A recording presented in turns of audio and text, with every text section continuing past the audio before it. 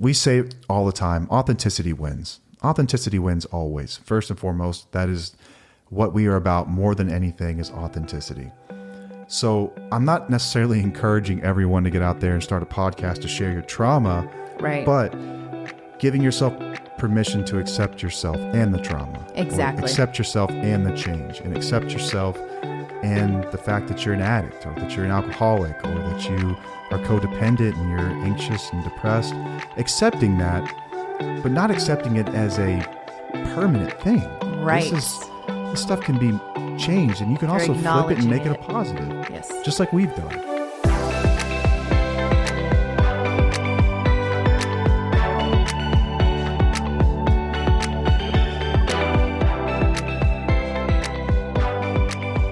Welcome back, and welcome to all of our new listeners and followers. The past couple of episodes have, I guess, kind of been a jumping off point for us. We've seen a huge influx of new people. We've seen tons of new listeners. We've seen interactions and DMs from people that we don't know, and you guys have told us some of the most heartfelt stories about what you're going through, and you reached out to us, and I just can't thank you enough for the support that you've given us and for opening up to us about your lives. I think that when we started this thing, we kind of decided if we could just help one person, then it would be worth it, right? Oh, yeah. Yeah. And now we've got dozens and dozens of people that have reached out, and it's like, I'm going through the same thing, and listening to that gave me hope. Right. And that just gives me goosebumps every time I hear it. Like if you've gotten a DM back from either of us, and we're pretty good about going through these in comments and whatnot. If you've gotten anything back and it was to the effect of like, thank you, we meant it, like heartfelt thank you to everybody that has reached out to us and told us that they got something from it. I just think it's so cool because as we were living this, I certainly sure as hell didn't think this is going to make a great story one day. No. This will make a sick podcast. Yeah. It was like my lives are falling apart and we just don't know what to do. We're completely broken. We're shattered. What the hell next? Mm-hmm. That's what our episode's about today. It's about after the dust settled, and as we're sitting there kind of looking at each other from across the room thinking, what the F do we do now? Yeah. Like every fantasy we had and every plan and every dream is busted. This was not part of the deal, but this is reality. What do we do? And we were kind of left with a decision. We either kind of hid it from the world and sort of just carried on, I guess, or just own this thing. Yeah. And let's just be authentic about it. And man, it was told to me pretty simply by someone else much wiser than me. They said, when it comes to your life and the changes you make, decisions you make, those that matter don't mind. Those that mind don't matter. Mm-hmm. And it was incredibly powerful because it's true. Dr. Seuss? Was it Dr. Seuss? I don't know. There's no way that was Dr. Seuss. It's a doctor, but it wasn't a Seuss, I'm pretty sure. But the people in your life that truly love you, that care about you, that want to see you win, aren't going to care. They're not going to care. They're going to support you. The people that don't really care, they're not involved in your lives. If they got opinions about it, so what, man? So what? So after the dust settled, we kind of made the decision, all right, let's own this thing and let's see where it goes.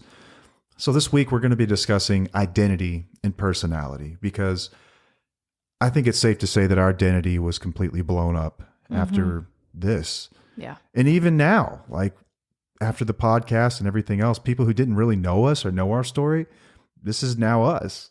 Yeah. This is our identity. Right. So we're kind of living this in the moment, even though we lived it, years and years and years ago. But check this out. I found this definition online. I thought it was insane.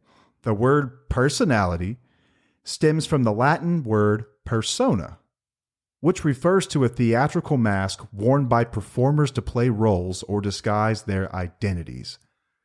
In the ancient world, a persona was a mask worn by an actor.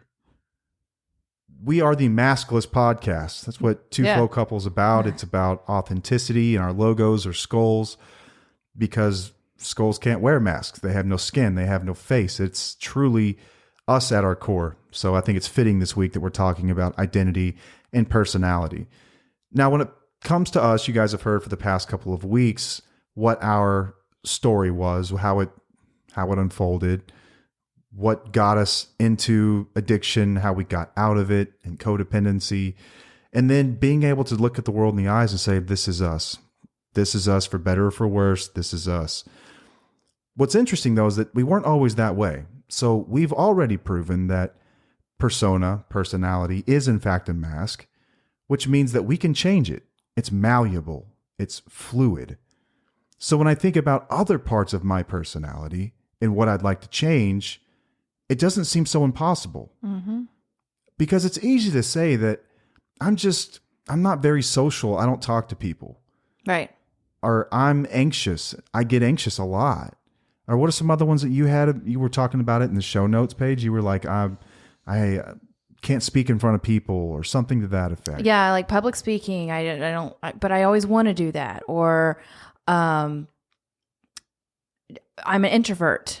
That's it. Yeah, I'm an introvert. I'm an introvert, man. I'm just an introvert. Every time that we say these things about ourselves, we're reinforcing this sense of identity. We've got our authentic self, and then there's what's called the adaptive self. So the authentic self lives inside of us along with the adaptive self. Think of these like the cartoons from back in the day where you've got your conscience, you've got the angel on one shoulder and the devil on the other.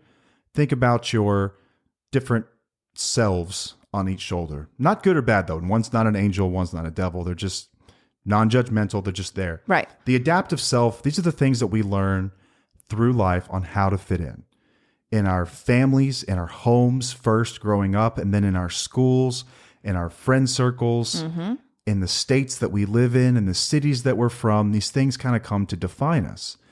And sometimes they come into conflict with our authentic selves, the things that we truly value, the things that when we look at our core, it's like, what do I really value in this life? What am I really about?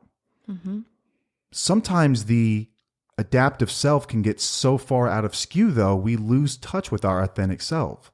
When we lose touch with our authentic selves, we often feel lonely, unsupported, and we feel lost, just completely lost. Like you've lost your sense of self because you're trying to be someone else all the time. Now, I get this because I remember my first therapy session ever, which is back in probably 2013. Within a few moments, my therapist was scratching down notes. I'm looking over there at their notes, like looking like, what are you writing down? And they told me I was a chameleon. You remember this? Yes. You were in it. It was a couples session. That was a hoot. That was a fun one, wasn't it? Yeah. Oh, yeah. I was still in treatment at the time, but I was a chameleon. And I'm like, what does that mean? Well, if anyone who knows what a chameleon does, it doesn't take too hard to jump to figure out what this means in psychology, but it's someone that changes their skin to fit the situation. Yes. I would change my identity, my personality all the time. Depending on the person. Depending on the person, the situation, to fit in. That was my goal, was to fit in. And the reason I wanted to fit in is because I feared rejection. Yes. If you knew who I really was, you wouldn't want anything to do with me. And the worst thing that could ever happen to me was rejection. So I protected that by being a chameleon.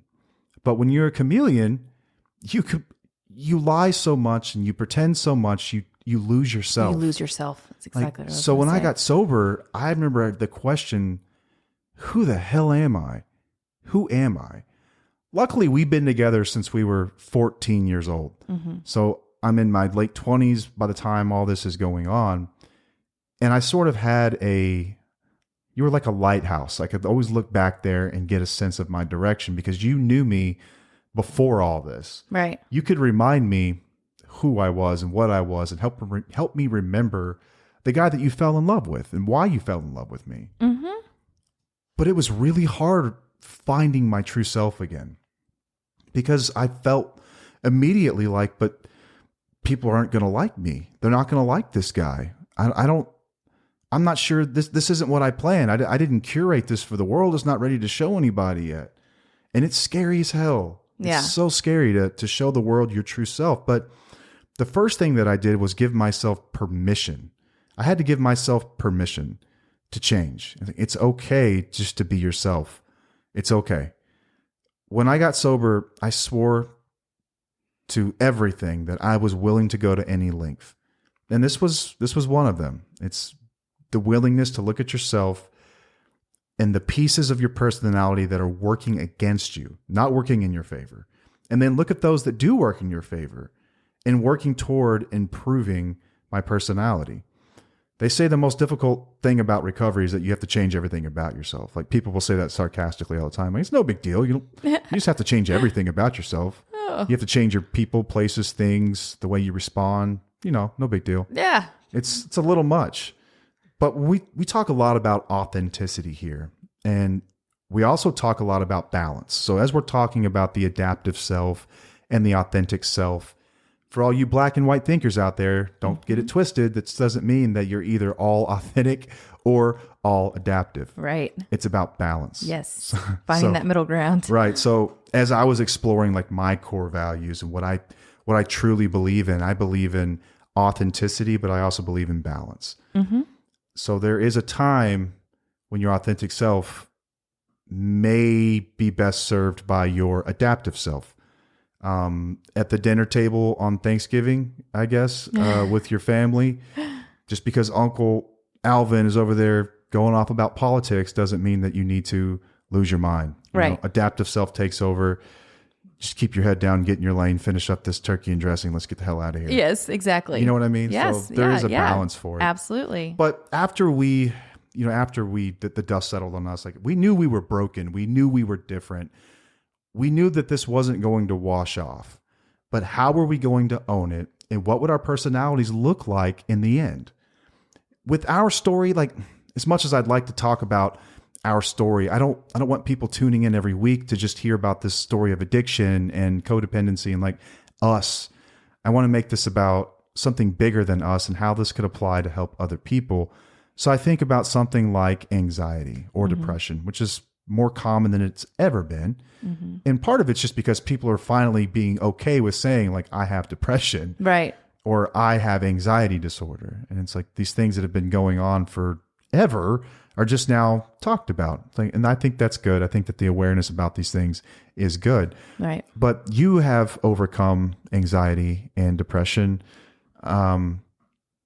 And it's through changes in personality that you achieve this, right? Right. Changes in personality and behavior, of course. So when you look at your personality and like the different parts that make it up, speaking about you, because I think this is really relatable for a lot of listeners, when you looked at your personality 10, 12 years ago, what are some things that you look back on now and you could identify as shortcomings, I guess, defects of character, things that weren't things serving that held you. me back, basically. Yeah. Okay. Just being like socially awkward with people.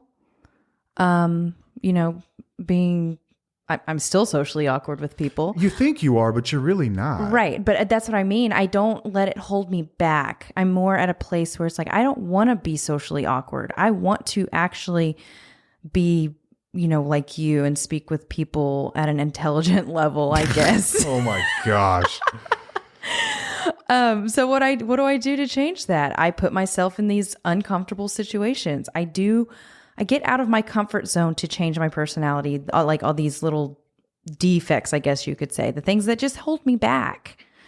Just no different than anxiety. I didn't want to be anxious. I didn't want it to define me. I didn't want it to be like, oh, I'm just anxious, so I can't go there. I can't go to the grocery store because I have anxiety. I might have a panic attack. No, I got out of my comfort zone to deal with it, and then it got better. It changed. So you forced change. I forced change because I wanted it. I didn't want to rely on medication. I didn't want to rely on that just being a part of my identity. So what looks different now when you look at your personality and your identity? Do you still say to yourself, I'm socially awkward, I'm inept, I'm all these things that you tell yourself? Is that still part of it? Sometimes I do, but most of the time I change it. I switch it because I don't think it's necessarily true. So I switch that and I say, no, I'm okay. I'm a pretty cool person. People can talk to me. I'm all right. I think affirmations are really important. Positive affirmations. Yeah, things even that we if I say to don't ourselves. feel it necessarily, because those feelings still come back. I still change the way I speak to myself. The subconscious mind will take what you tell it and plug it in deep, and it becomes almost part of your identity and your personality. So if you're constantly saying to yourself, I'm a loser, or I'm overweight, or I'm depressed, or I'm anxious, or I'm bad in public, all these things we tell ourselves, they become part of our identity and our personality. And as humans, we're very selfish creatures. We just are. If you think that's not true, just look at your 5-year-old for 2 seconds. Yeah. The most selfish creature in the world is a 5-year-old. They don't care about anything but themselves. But we are selfish and we don't want to change. We don't want to change anything else. It's mine. I'm holding on to it, good or bad. It's mine.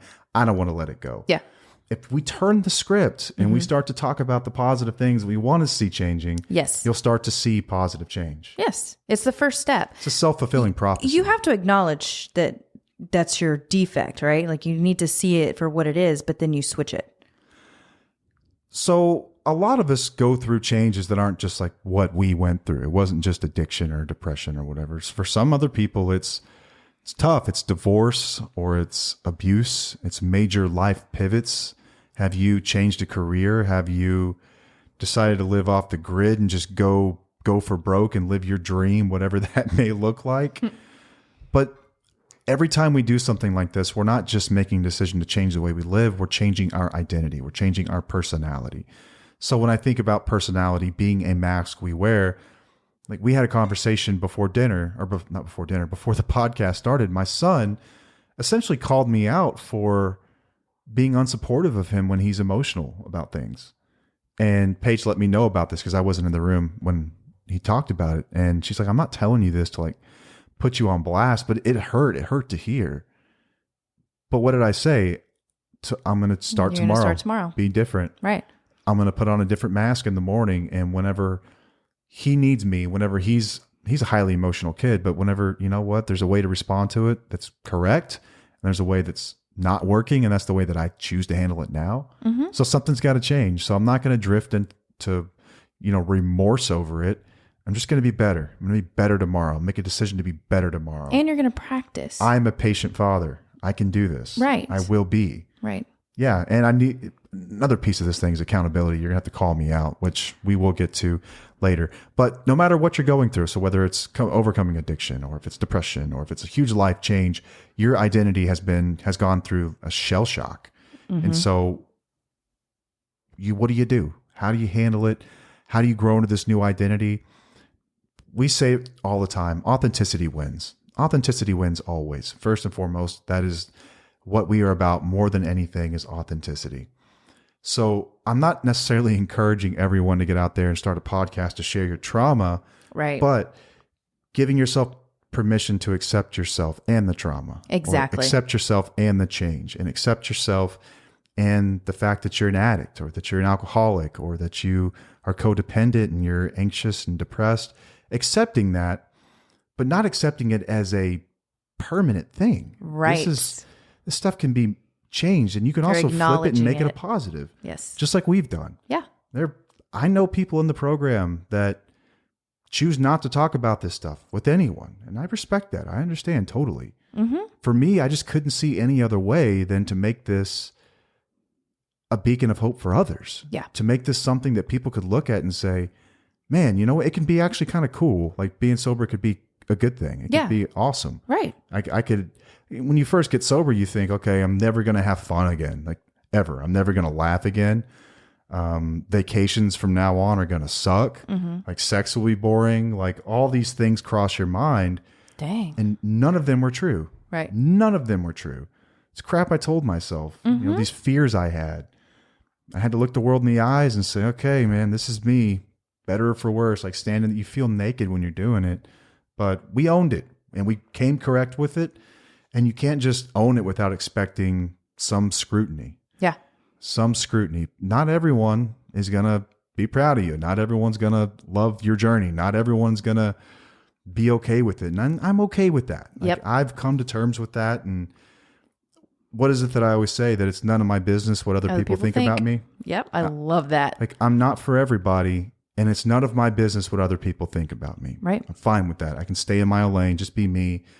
If you don't like me, okay, that's okay with me. Yeah. Like, I don't have to be liked by everybody anymore. I'm totally okay with that. I don't have a lot of enemies either, so I think most do. I think most people like me, but I don't know. I wouldn't necessarily care. Like, you don't care anymore. That's what's great. No, but if this is hard to relate to, just think about some in simpler terms. When you got married, when you had kids, when you got your first big girl or big boy job, you have this identity that kind of comes along with that. Like, I remember the first time, like our daughter's name is Sydney. When Paige was pregnant, we announced it, and I came in the office the following day, and this guy that worked for us at the time, he was like, "Hey, look, there goes Sydney's dad." I remember it like floored me. I'm like, "Oh, holy shit!" Like, You're someone's dad. It was the first time it occurred to me that was going to be part of my identity, and it was kind of shocking. And I was like, "Whoa, how do you handle that? How do you take that?" And taking it slow and just kind of being like, "Okay, like, what does that mean?" You know? Yeah. It was really, really tough. So we talked about different ways that we can change our personality, some ways that we have worked through to change our personality and be more authentic. So we've got 4 ways that we can be more authentic, develop authenticity, and 4 ways that you can change your personality starting tomorrow. So Paige, you want to go through these? The authenticity? Yeah. You've got it right there. I do. Yeah. We're prepared here on 2 We're being authentic. This is how we roll. Okay, I'll wing it. You start. Then. You okay, start. Fine. You start. So, as far as authenticity is concerned, identifying discrepancies between your actions and your beliefs. Your actions and your beliefs. Do you say things just to say them, or do you really mean that? Are you saying things just to fit in, or do you really mean that stuff? So for me, I think back to before I got sober. So I'm a very, very spiritual person now. I meditate, I pray, I sit still in the world, I practice mindfulness and presence. And I remember I used to always say that stuff's for the weak. And addicts are weak. People who get addicted to stuff, they're just weak people. I remember saying that stuff, but it wasn't just because it floored my ass and kicked my ass that I changed my mind on this. I remember even I was saying those things. They felt kind of icky. They felt just icky. It just didn't feel like me. Right. I was just saying them because that's the way me and my friends talked. I didn't really feel that way about things. So identifying discrepancy between my actions and my beliefs. Another one is identify fears and develop the courage to face them. For me, it was rejection. That was a big one. So to become more authentic, I had to identify what was standing in between me and authenticity. Yeah. And for most people that go through this, you'll find that it's fear, some sort of fear. Yeah, for sure. Fear that I'm going to lose something I have, fear that I'm not going to get something I want, or this general fear of just rejection. The other one I guess we both worked through this one, was exploring our values. It's number 3, exploring our values. What are your core values? Yeah. What do you believe at your heart, in your gut? What do you believe in? That's your authentic self. It's usually the quiet voice. It's the one that goes against the grain. Yep. And listening for that still quiet voice will lead you in the direction.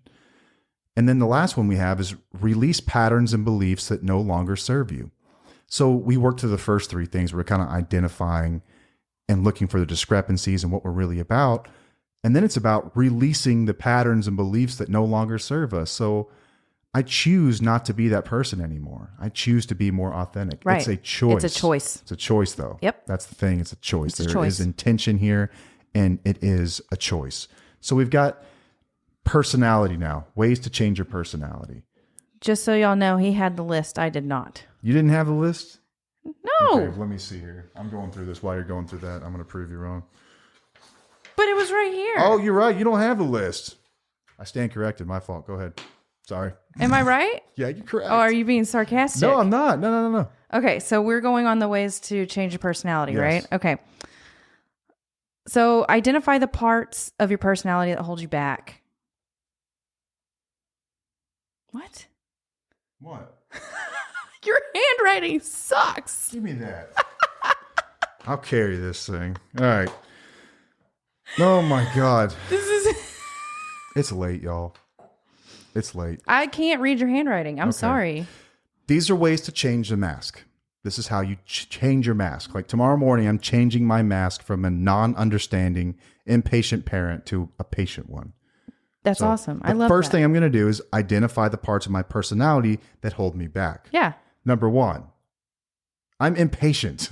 You think? Just impatient. I'm impatient and I'm distracted all the time. Yeah. So I will remove distractions, essentially my phone, and I will be present when he's around. Oh. Those are the two parts of my personality that are holding me back from making this change. And that takes intention. So it does let's- take intention. Right. Yeah. Then I'm going to give myself permission to change the things that hold me back. So identifying them is the first thing. And I kind of do these as one step. Yeah. And then give myself permission to change them. Like, it's okay. Like, I'm not going to miss out on a message that just was urgent. I'm not going to, my family is my priority. Right. I need to be present. It's okay. I need to give myself permission to let those things go. The fear of missing out is not more important than my son knowing that he's supported when he's upset. Yeah. So it has depth and weight. Now, the next thing is I will need accountability. Anytime we make a change of our personality, she's over here holding her hand. We will need accountability. I will gladly So be this your can be your accountability partner, this can be a friend, this can be a therapist or a coach or a mentor or a sponsor. If you're working a 12-step program, this person holds you accountable to a degree. Yeah. So as I go through this and I'm changing and I've made it clear my intentions to change, it's not just magically going to happen. It's going to take some grinding. There's going to be rust. It's not going to be perfect at first. Yes. I will try to do it and I will fail and she will remind me when I do. And I'm not going to be a jerk about it either. No. I'm not going to get offended or get my feelings hurt when she's like, hey, he's upset. He just came to you. You just did it again. I go, damn it. I got to get better. Right. I And gotta I'm get not better. doing it to criticize you. I'm literally just bringing it to your attention. Yeah. And I've asked for the accountability. Yes. I've got to get, if so you're you serious. can't get mad at accountability partners when they're actually trying to hold you accountable. No, they're going to deliver truth bomb after truth bomb, Yeah. dude. Get ready to take it. You better Yeah. have a helmet on. Get ready. So I'm ready. Ready. Call me out. Let me know. And I will humbly accept criticism. Yeah. It's another piece of this thing. Yes. Another piece of this thing, and this is sort of related to, not so much related to mine right here that we're talking about, but in general, when I think back to when I changed my personality and you changed yours, make telling the truth a habit. Yes. And listen for inner guidance. Make telling the truth a habit. Yep. I lied about everything back in the day. When I was a chameleon, I would just make shit up, like, not for no reason. Yeah. Like, for no reason. Someone would ask me, oh, have you seen this movie? I'd be like, yeah. Yeah. Yeah. It's great. I've never seen Sure. that, man. I just didn't want to be awkward in the conversation. I wanted to be agreeable. I wanted people to like me. Like, no, I've never seen this random movie you're talking about, but just give me the gist. Yeah. That's an acceptable answer. Just like it's okay to say, I don't know, if somebody asks you a question, when a lot of people will just lie and say something that they think is right. It's like, oh, hey, remember, you know Carl, right? I'm looking at him like, no, I don't know Carl. I have no clue. But I used to be agreeable and just admit, I'll just admit it. I'm just tell the truth all the time. For better or for worse, I'm telling the truth. Yeah. And listening for inner guidance. And so we talked about inner guidance a little bit, but inner guidance for me is that still small, quiet voice. It's almost the one that wants me to do the hard thing all the time. It gets louder the more you listen to it. And we meditate, and meditation really helps you hone in on that voice. It gets louder Yep. as you recognize it. But listening to that inner guidance, listening to that voice truly helps develop authenticity and change these things in your personality. So I think that's all we've got for tonight. Yeah. I've got some stuff here about authenticity, but I think we've about covered it. I think we'll put some of this stuff up on the blog and on Instagram as well. Yes. We'll save some for those that would like to read this. Where are we at with the YouTube channel? It should be out this week, I'm hoping. We're going to have it out this week. I hope so. So Fingers maybe crossed. by Thursday or It's Friday. if you approve my editing. What do you mean? Your editing's great. Yeah, we're doing everything ourselves, so things are kind of rusty, but that's how we process things. It's how we learn. We're big early on that. on. Yeah, we're having to do a lot of this stuff ourselves, and Paige has done a fantastic job, I think, of the editing. Big shout out to Paige, our video editor. It's been a lot of fun, and it's been really cool watching you grow and get good at this. But for those of you that want to watch these episodes, they're going to be out there very soon. So hopefully this week, Thursday or Friday, maybe even Wednesday, it comes in line with the episode. Who knows? But it's going to be this week, I think. Yeah. Let's just commit to it and do it. Right. So we've been behind the scenes tinkering with this stuff, and I think we're going to release 2 or 3, right? How many do you have ready? I have 2 ready, and then this would be the 3rd one that we have out. Awesome. So because we're not starting all the way from the beginning. That'd be too much. It's a lot. I tried, and I was like, I can't do that. It's just too much. Okay, so if you haven't already, please check us out on social media. We are on Instagram at @tufo_couple. That's TWFO_couple. On Facebook at @tufocouple. We are on TikTok at @tufo_couple. Good job. And YouTube, I'm guessing that's Till the Wheels Fall Off, right? I think it is. Yeah, it is. Gosh, we should have had this ready. No, it is. I'm not going to put it out there. Stay 'cause tuned it's not on our right social there. medias for more information on the YouTube channel. You'll be able to find tons of stuff out there. So yeah, we'll keep you current in our stories and our posts. We're always on top of that. Yeah. So until next time, I am Matt. I'm Paige. And we'll see you. Bye.